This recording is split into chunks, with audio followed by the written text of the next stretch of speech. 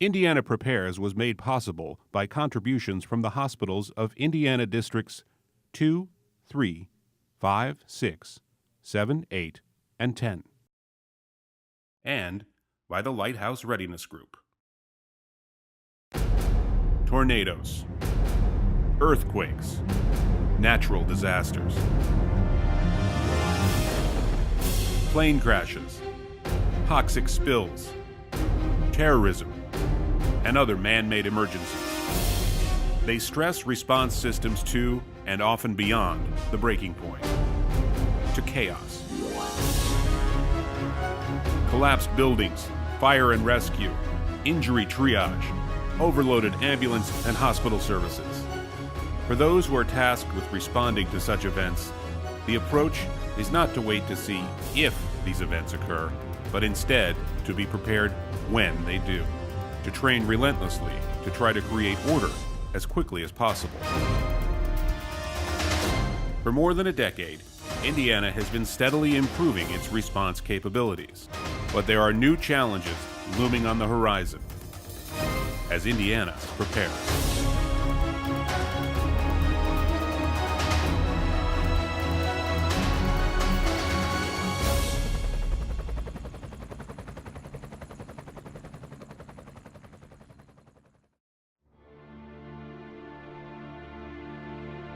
It was a day that changed everything in so many ways.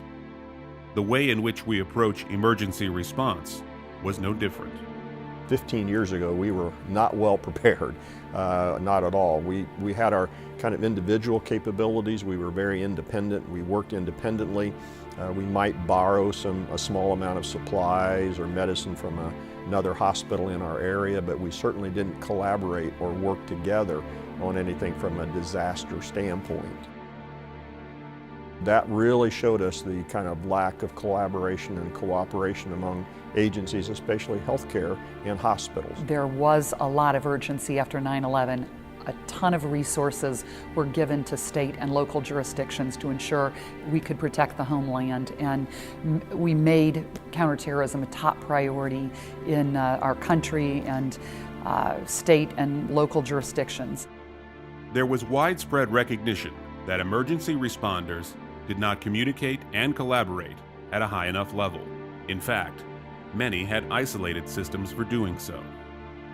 Federal dollars created the Department of Homeland Security, and to improve collaboration and communication between all emergency responders, from police and fire to ambulance and hospital systems, the U.S. government mandated training in states and the use of a common response system based on military protocol titled the National Incident Management System, or NIMS. It sets a common command structure to know who is in charge of what resources in any situation, and uses a common language for all involved. Everybody's got this common language that they know what they're talking about. You know, police officers use the codes on the radio. Well, if no one else knows what those are, that's not beneficial. I mean, if I can't understand what you're saying, I have no idea what I'm supposed to do. Fire and police have been more accustomed to incident command, firefighters even more so than the police service, but hospitals is brand new. I mean, within the last 8 or 10 years, I'm going to guess that we've been tasked to learn the command structure and how the incident command system works. It's just a much easier way and a scalable structure to be able to set up and mitigate incidents and to prepare for them. The other thing that's unique about disaster response or emergency preparedness is it's multidisciplinary. You're not just dealing with physicians or emergency responders. It's, you know, everybody's involved, from citizens in the community all the way up to the federal level. So that's a challenge to me when you think about coordinating a training and how you begin that process. You got their hand up? Yep. Indiana focused on getting all different types of responders to train together. If you start training together, you start learning this language, and it's just a standard curriculum that you talk about, how do I respond to this mass casualty event? We have fabulous hospital and medical systems in our community, but when you have large mass incidents, whether it's a natural disaster, whether it's flooding, tornadoes, or if we were to have a terrorist incident like in Boston, those hospitals need to be prepared to work together and to make sure that communication is happening at the highest level so that people's lives can be saved. We're all on the same page. You know, we're talking the same lingo, I guess you would say. Not only does it in the first responder field, but it also does it with our elected officials. NIMS has brought our elected officials maybe up to speed a little bit more on what we have to do and how we communicate and do things in the field. A lot of times, you know, they are the ones that are given the authority in order to be able to bring resources in financially to help their situation in their communities. In Indiana, it was quickly recognized the state was broad enough that a statewide response system was too bulky. So, Indiana was divided into 10 districts so that personnel and expensive equipment could be shared and response be more nimble. We just find that a lot of local communities don't have the resources to move great distances, even in a training capacity. They have to stay back and take care of the fire needs in their own community. They have to be responsive if something happens, and if their fire truck or their EMS wagon is 3 hours away doing training, that's not a good thing for local response capability. So what we've tried to do is make it manageable in 10 districts. And then in addition to having that capability in 10 districts, the nice thing is we've seen several other state agencies adopt that same district portfolio. And so what you have really is a statewide approach to preparedness as opposed to just Homeland Security's doing it and state police doing something different.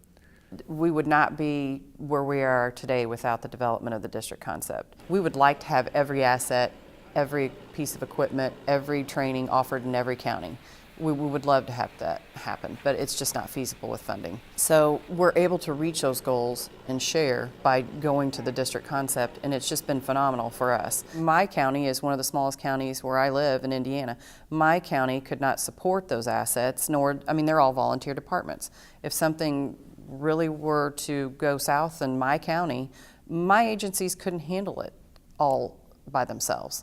And so we rely on other counties to assist us and bring their assets to bear. Basically, they all come together to talk and, you know, to network and know one another before a large incident would occur, so they could all communicate and understand what their resources may be compared to the resources that you have available in your hometown. Bringing everybody to the table, that's one of the keys to the district concept, is you bring all those entities to the table, all those key players, and we know everybody, we plan together, we work together, we train together. So when I make that dire phone call at 3 a.m. that we need help because our hospital's collapsing or drowning or we need staff and supplies, I'm talking to somebody that I know that I've met before, that, you know, we're all colleagues in the same system, and it's not just a random phone call to some number. You don't want to get to a disaster and exchange business cards there and find out who does what at the time of a disaster. They need to have those discussions in the rooms, in the training exercises before, and there is a lot of focus on that in the state. I think preparedness is a local issue fundamentally. Now, there are resources at the federal level, there are resources at the state level, but preparedness itself, people on the ground, boots on the ground, that really gets done at the local level. Aircraft touchdown is veered abruptly. Appears we have fire. All vehicles respond. Every fire department on an airport that gets FAA funding has to be able to respond to a fire incident within 3 minutes, anywhere on the airport. It doesn't matter whether you have 1 station, 2 stations, 3, but you have to be there in that amount of time. That's just one dimension of the emergency response continuum that we deal with, but I think it's illustrative of the fact that there's a lot of training that goes on every day out there that people are not aware of, that they just take for granted, that provides a safe environment for them. Indiana's district concept is a model that other states have come to study and emulate. And even beyond that, Indiana has drawn national attention for a couple of other preparedness assets. The first is the Muscatatuck Training Center, which is set up to train for fire rescue, collapsed structures, gas explosions, and more. We're very privileged in Indiana to have the Muscatatuck Urban Training Center, which is down in Jennings County. That complex is just a tremendous opportunity for us to put real-life scenarios together. People use this from all over the world not just Indiana, but all over the world. It's a completely self-sustaining environment for pretty much any natural disaster that they could dream up. And it gives us opportunities to train for real-world incidents without the pressure of real-world incidents. That really tests our first responders in a little bit of an uncomfortable atmosphere that they're not used to, because the training opportunities in Muscatatuck are just unbelievable. And it's a great asset for the state of Indiana to have sitting literally in our backyard, to have this piece of property down there with the logistics and the support staff to train our personnel. Muscatatuck's recognized at a national level as one of the premier training sites for first responders and National Guard. Those kind of ongoing training events just really hone the skills of the responders. How we have trained is how we're going to perform. And so when you see people who have been through extensive training, they tend to perform differently than people who are doing it for the first or second time. Indiana hospitals are no different. They created a centrally located hospital preparedness training center in Plainfield, Indiana, where district hospitals could prepare together in intense mock disaster situations. Indiana is probably one of the only states that has kind of a central location with the Hospital Preparedness Training Center. So fundamentally, everybody goes through a standardized, every hospital has the opportunity and obligation to send a group of their command staff or their administrative teams to a specific training center in Indiana. We get folks away from the environment where they're working every day on the day-to-day so they can concentrate on what's it going to be like in a disaster, have we done these things, and they can see what other hospitals in their districts have and have not done for preparedness. So it's not just individualized training, it's group training. And you can learn the best practices and where you need to increase by taking it to a neutral site. So just as importantly as we take NIMS and the things through the federal FEMA guidelines, we have a standardized system within the state. So we all know how each other is going to operate. We all know and speak the same language when it comes to these kind of situations.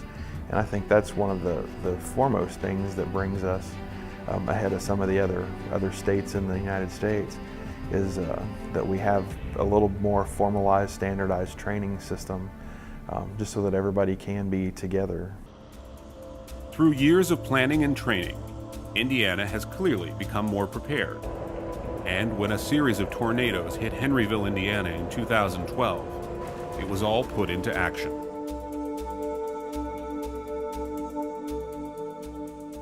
I think it was a great gauge. From the district standpoint, I believe this is probably one of the first activations for the district concept, for the incident management teams to actually be deployed by the state of Indiana. There has been years, literally years of planning and training in order for our personnel to get to that point where they could deploy as a team. The district concept, you know, it's that pre-planning, pre-organization of what we can bring. You know I have 20 law enforcement officers with 10 squad cars I can bring and have available right now. You know, I've got engines, I've got tankers, I've got firefighters, I've got hazmat responders. I have those numbers, I know what they are. If that's what you need, I can have it and have it to you in a matter of hours. All of the hospitals that were down there were ready to go. They had all their staff in place, their equipment ready to go, and were actually over-prepared and ready when the storms hit. And they didn't actually see all the patients that they could have seen because of their readiness and their preparedness. Despite strong improvement for mass casualty incidents like tornadoes, there are headwinds for those who prepare Indiana. One identified weakness in the state is the lack of trauma care. Seriously injured trauma patients often need urgent care within 60 minutes of injury. That so-called golden hour has enormous impact on survival rates. However, Indiana has a limited number of trauma care hospitals, and most are located in major urban areas. Trauma centers in Indiana historically developed where there was economic feasibility to have a trauma center. You had the population, it was a working population, you had the interstates, you had access to residents, medical schools, to big facilities. So you saw them develop in Indianapolis, where we have 3, South Bend, Fort Wayne, and Evansville, our biggest cities. But getting appropriate patients to the appropriate place in a timely fashion is the problem. You know, the trauma centers here are only in pretty much the biggest cities. Sometimes that's 50, 60, 70, 90, 100 miles away from some of the smaller hospitals. And we use helicopters quite a bit to do that. But in Indiana, the weather the way it is, we can't fly everybody everywhere they need to go, and it's not always, you know, the best use of medical dollars to use helicopters, and I'm a big fan of helicopters. The state legislature has tasked the Indiana Department of Health to create a trauma care system, but has put forth no dollars to actually build facilities. Illinois has a trauma system. Ohio has a trauma system. Why are we not part of this? Why are we that far behind? And I think it took a lot of people to realize that we're not caring for patients as well as we could be. It's not that we don't have the resources, we just haven't had them organized in a good, logical way. We do have to depend on a lot of the major hospital systems to decide, yes, we want to create a level 1 or a level 2 or a level 3 trauma center in this region or this area. We don't have the money from a State Department of Health to go set up a trauma center. We just don't. It wasn't part of it. The legislation was create a trauma care system. So again, we have to work with our partners in the state of Indiana and say, well, here we see there's a need in your region for a level 1 trauma center, and try to work with the hospitals or the systems in that area to say, here's the data, here's what the opportunity is for you all, here's why it would be a good thing for you to do, because again, to be truthful, hospitals have to even more and more make sure that they understand the financial risks that are in place if they set up a trauma center. There's no strategic plan there's no government input or mandate to have hospitals in certain areas. All of Lake County doesn't have a trauma hospital yet. And that's an economic issue. There's a number of reasons that that's not there yet. Why we have 2 in certain towns is an economic issue too. You're going to have 24/7 surgical capabilities. So you've got to pay some people, an orthopedic surgeon, a neurologist, a trauma surgeon, to be on call or to be available because they're not doing this for free. Indiana's made their trauma system voluntary.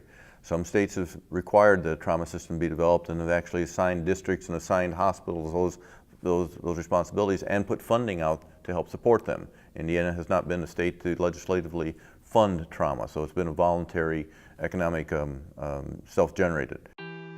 While financial issues cloud the solution to trauma care in Indiana, they also put our overall preparedness level in jeopardy. The funding for high levels of readiness is being reduced. We have to face the fact that these federal dollars are not going to be continuing at the same rate at which they've been coming. And so we have to make sure that whatever configuration of task force capability that we have in the future, that it's commensurate with the resources that we have. Well, one, this has been 100% federally funded. There have been no state dollars involved in preparedness, period. Sequestration did impact us from a preparedness standpoint. Our budget there was cut by about 6%. So we did receive a cut. But I continue to tell our people at Indiana State Department of Health, and whenever I'm out in the local regions, be prepared for less money. There is a concern because training takes dollars and takes resources. With what is happening with kind of the fiscal crisis at the federal level, there are diminishing federal dollars coming to our jurisdictions to provide resources for that training. And so how will communities, states, and local jurisdictions continue to put a focus on the training? Why would you stop that training? You know, if you quit, then you become not prepared. The minute you stop training is the minute you're not prepared any longer. Just because there's not a threat or something that didn't happen yesterday doesn't mean it's not there. So what will happen to preparedness?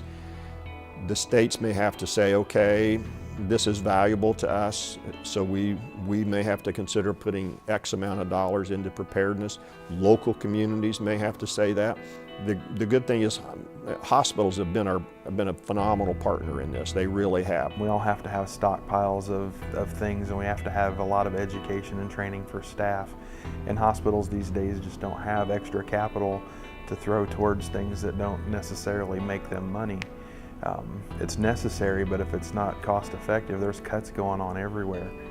So it's really important to be able to use grant funds to subsidize quite a bit of the training and the preparedness or readiness of the facilities. They are kind of taking up the slack. Now, is that a challenge for hospitals? Yes, it is, because they've got their day-to-day business to take care of, and their financials are getting tighter and tighter, and so they may not have many extra personnel. People have to take on additional responsibility for preparedness, and it takes time to practice when you set up a drill. It takes time, commitment from nurses and staff and so forth, and observers to make sure that things go right, and so it takes time away from their regular duties that they're not really getting paid anything for preparedness. They really aren't. They're getting paid to take care of patients. You'll notice what happens is when a disaster happens, the government will push in a bunch of money, for training, because it's right there, it's in front of us. It's like, oh my gosh, we have to, push training. And then when that threat is not imminent anymore, or you don't think about it, they pull the money back. As chair of the House Subcommittee on Emergency Preparedness, Response, and Communications, Congresswoman Susan Brooks held a hearing in August 2013 in Carmel, Indiana, to review preparedness in the state and to learn about new or underreported threats. But if you want to say what keeps me up at night, it's not nuclear weapons or an anthrax exposure, it's influenza. If we have an outbreak with a serious strain of influenza, one coat protein change in the vaccine does not confer immunity to the vast majority of people, and it's highly infective, we're going to have 50+% of our healthcare providers sick, and that includes the nursing homes. Do you think our support teams are going to show, our people like our porters and housekeeping and food services and all those people that end up being sick are going to show up to work, especially if you have something with a high mortality ratio. Mm-hmm. So I think the entire infrastructure collapses under that situation. And the nature of threats keeps changing. We're going to be holding a hearing in the future in my subcommittee in Washington, D.C., focused on cybersecurity.